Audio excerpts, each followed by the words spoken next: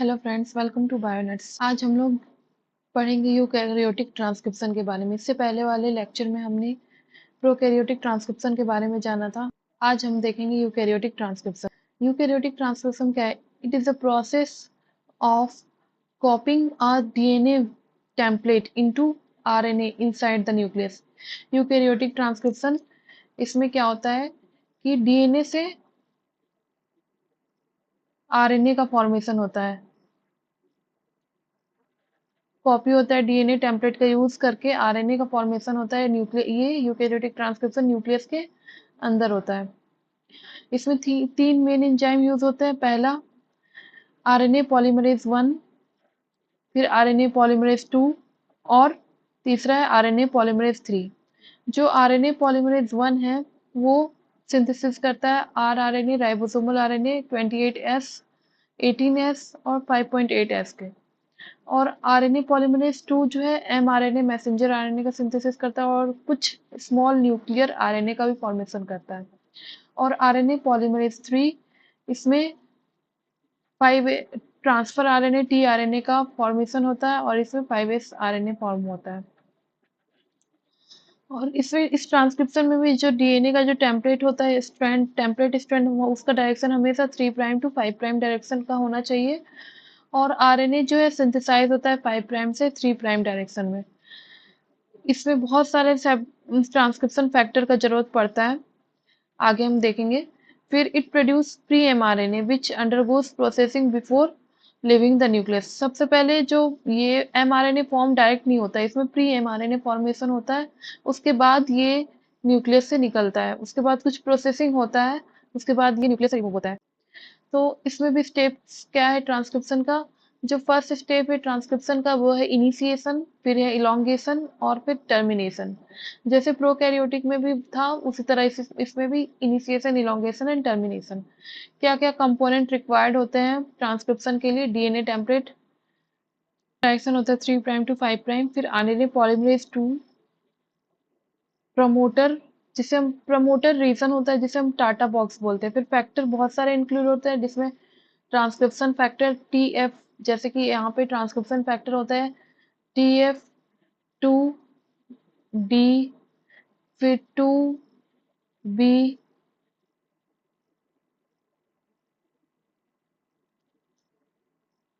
फिर 2FE, फिर 2F, फिर 2H मीन्स एंड 2A। इतने सारे ट्रांसक्रिप्शन फैक्टर, यानी इसका formula transcription factor polymerase 2 use हो रहा है इसलिए 2 साइन में है। और यहाँ पे D, B, E, F, H and A। फिर इसमें राइबोन्यूक्लियोटाइड जो निकलता है, बनता है, वो ATP, GTP, CTP and UTP। अब हम देखते हैं कि कैसे जो है ये प्रमोटर रीजन, जहाँ पे आ करके जितना भी जो ट्रांसक्रिप्शन फैक्टर है बाइंड करता है, फिर इसी रीजन पे आके आरएनए पॉलीमरेज भी बाइंड करता है और यहाँ से यहाँ तक सिंथेसिस होता है, यहाँ से, जिसे हम ट्रांसक्रिप्शन साइट बोलते हैं।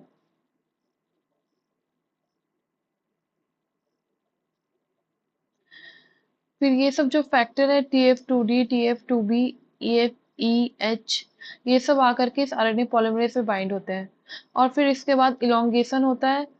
ये जो डीएनए का स्ट्रैंड है वो अनबाइंड हो गया एक जगह और ये इलोंगेट करेगा आरएनए पॉलीमरेज और यहाँ से एमआरएनए का सिंथेसिस होगा, यहाँ से आरएनए का सिंथेसिस होगा। तो सबसे पहले क्या होता है? Initiation phase. आज हम इनिशिएशन फेज के बारे में जानेंगे।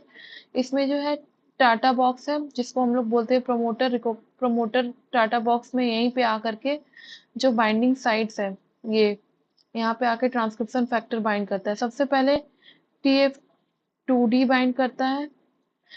और अब है इनिशिएशन फेज। इनिशिएशन फेज में क्या होता है? सबसे पहले प्रमोटर रीजन रिकॉग्नाइज होता है। प्रमोटर रीजन जो है टाटा बॉक्स है, ये है promoter region. TATA box promoter site है, यहाँ पे जितना भी बाइंडिंग फैक्टर है वो ट्रांसक्रिप्शन बाइंडिंग फैक्टर वो यहाँ इस प्रमोटर रीजन पे आके अटैच होते हैं। सबसे पहले ट्रांसक्रिप्शन बाइंडिंग फैक्टर जो है वो डी, जिसमें कि ट्रांसक्रिप्शन बाइंडिंग प्रोटीन प्रेजेंट होता है, वो सबसे पहले आकर के टाटा बॉक्स के ऊपर अटैच होते हैं और वो सिग्नल भेजते हैं TF2A को, ट्रांसक्रिप्शन बाइंडिंग प्रोटीन ए को और बी को, दोनों को सिग्नल भेजते हैं अटैच होने के लिए। जैसे ही वो अटैच होते हैं, ये जो ट्रांसक्रिप्शन बाइंडिंग प्रोटीन ए है, ये अपस्ट्रीम डीएनए के अपस्ट्रीम में अटैच होगा और ये जो है ट्रांसक्रिप्शन बाइंडिंग प्रोटीन बी है वो डाउनस्ट्रीम में अटैच होगा। जैसे ही अटैच होते हैं तो ये फिर सिग्नल भेजते हैं आरएनए पॉलीमरेज को।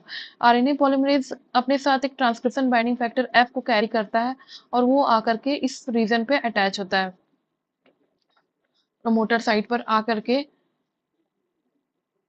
सबसे पहले प्रमोटर साइट पर आकर के अब आरएनए पॉलीमरेज अटैच हो गया। जैसे ही आरएनए पॉलीमरेज प्रमोटर साइट में अटैच होगा तो अपने साथ ट्रांसक्रिप्शन बाइंडिंग फैक्टर ई और ट्रांसक्रिप्शन बाइंडिंग फैक्टर एफ आके उसके साथ अटैच होते हैं। जैसे ही ये एच जो है ये ट्रांसक्रिप्शन बाइंडिंग फैक्टर, ये हेलिकेज का काम करता है। ये जो एच है ये हेलिकेज का काम करता है, मीन्स ये अनबाइंड करता है डीएनए के टेम्पलेट को, अनबाइंड डीएनए स्ट्रैंड। जैसे ही अनबाइंड होता है और ये जो है ई इसके एक्टिविटी को, ट्रांसक्रिप्शन फैक्टर 2E एक्टिविटी को TF2E क्या करता है, इस हेलिकेज के एक्टिविटी को रेगुलेट करता है और ये इसके एक्टिविटी को रेगुलेट करता है और ये काइनेज लाइक एक्टिविटी करता है, मतलब फॉस्फोराइलेशन फॉस्फेट ग्रुप अटैच करता है सी टर्मिनल। ये जो आरएनए पॉलीमरेज है इसका ये सी टर्मिनल डोमेन है, यहाँ पे ये फॉस्फेट ग्रुप को अटैच करता है।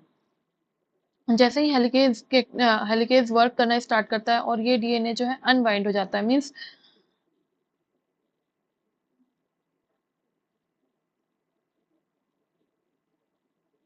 अब देख सकते हैं यहाँ पे ये जो डीएनए है ये अनबाइंड हो गया है। अब ये हेलिकेज जो है यहाँ से अपना काम स्टार्ट करेगा और मूव करेगा, धीरे धीरे ये मूव करने लगेगा और अब ये ट्रांसक्रिप्शन स्टार्ट साइट में पहुंचेगा और यहाँ से इलोंगेशन स्टार्ट होगा।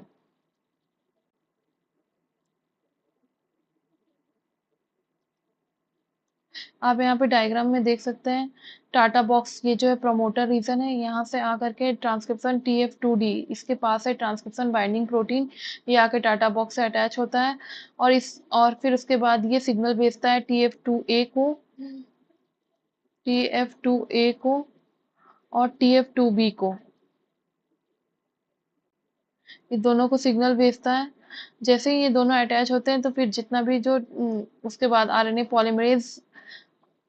पॉलीमरेज आके अटैच होता है ट्रांसक्रिप्शन बाइंडिंग फैक्टर 2F के साथ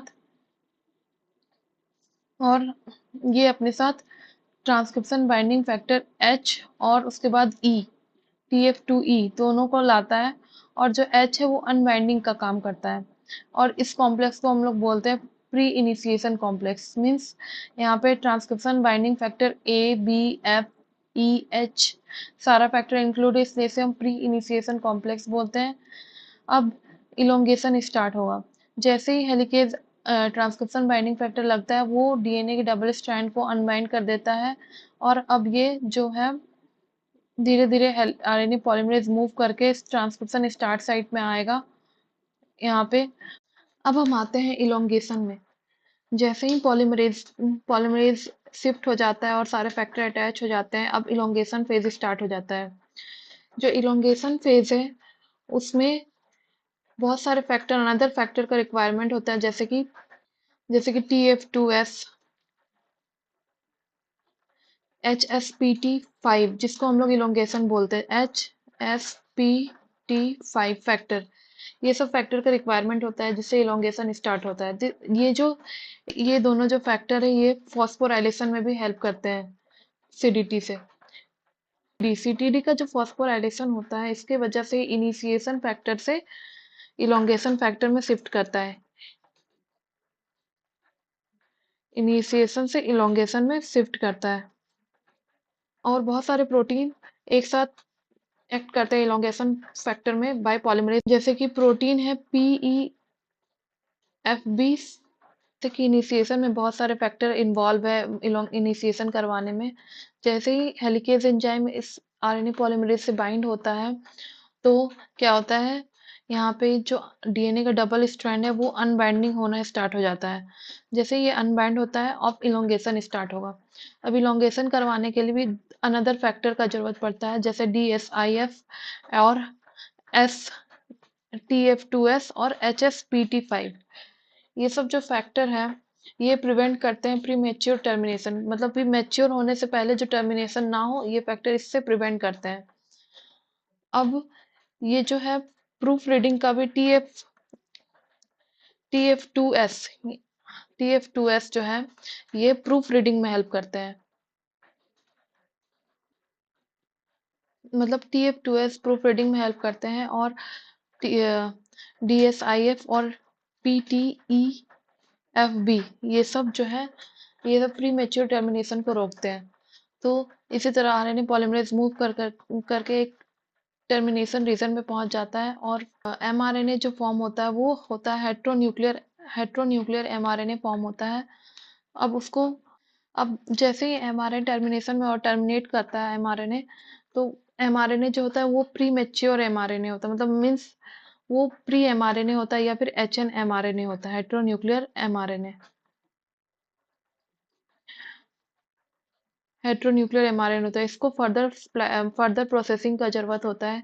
3 प्रोसेसिंग होता है, splicing, capping and telling. Splicing में क्या होता है, जो एमआरएनए हमारा फॉर्म होके बन के निकलता है वो उसमें एक्सोन रहते हैं, एक्सोन और इंट्रोन रहते हैं। जो एक्सोन है वो फंक्शनल यूनिट है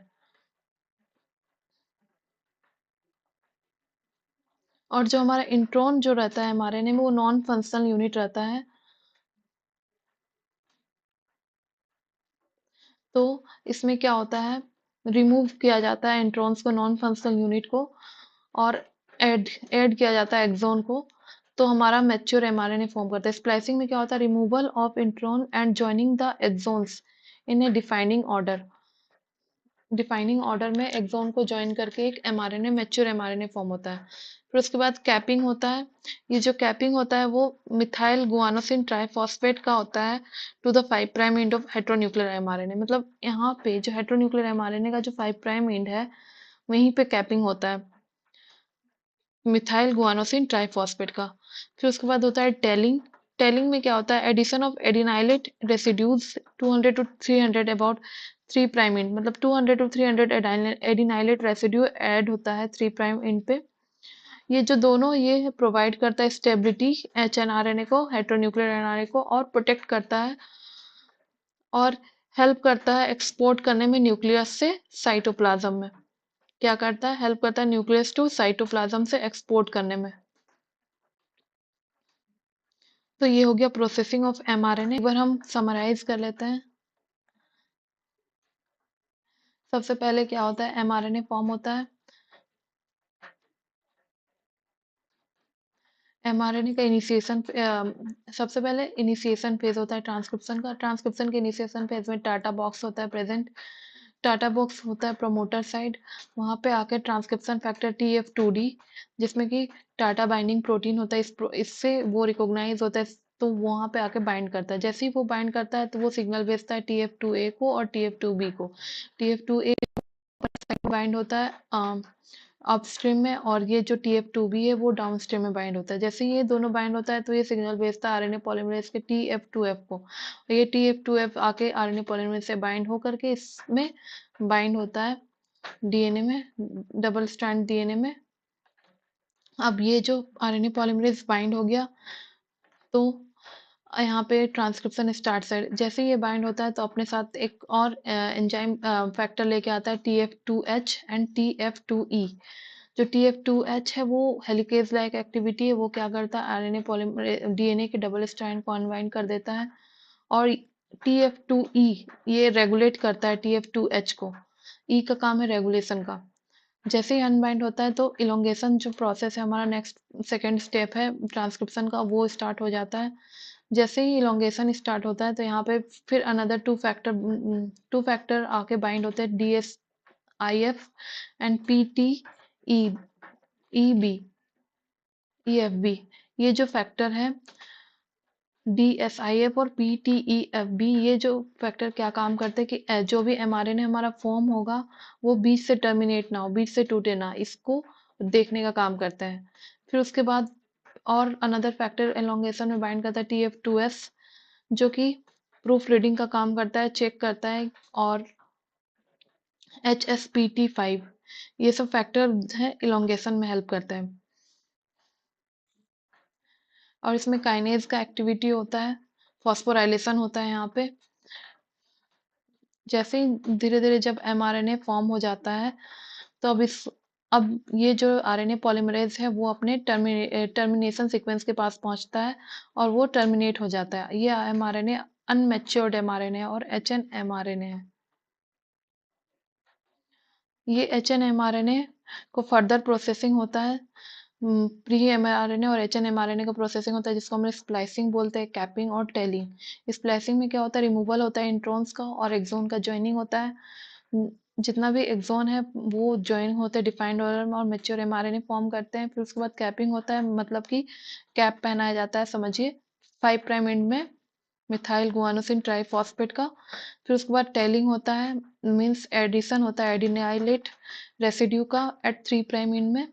फिर उसके बाद ये सब जो कैपिंग और टेलिंग है, ये क्या काम करता है, स्टेबिलिटी प्रोवाइड करता है HNRNA को, और प्रोटेक्शन प्रोवाइड करता है, और also help in export from the nucleus से साइटोप्लाज्म में एक्सपोर्ट होने में भी हेल्प करता है। So this is overview of transcription in eukaryote. I hope you understand. If you like this video, please like, share and subscribe to my channel. Thank you for watching.